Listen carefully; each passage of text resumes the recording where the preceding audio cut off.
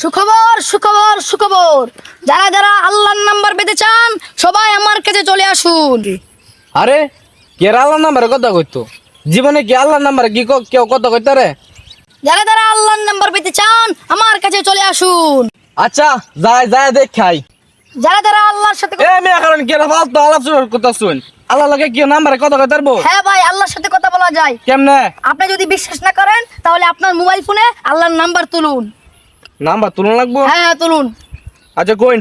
4 12 8 7 17।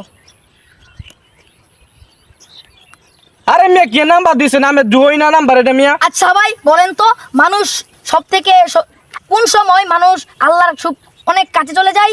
নামাজের সময় তো যাইবো। নামাজের সময় কাছে চলে যায়, তাই না? তাহলে ফজরের নামাজ কয় রাকাত?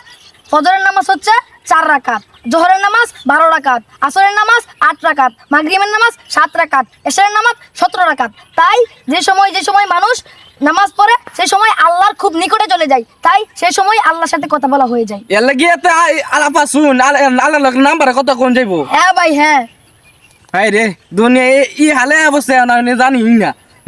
মোবাইল বাড়ি লাইছি দূর মিয়া। রাগে কইলি তো চলে। আরে আপনি জানেন না, আল্লাহ আপনাকে হেদায়েত দান করুক। জান ওই বনে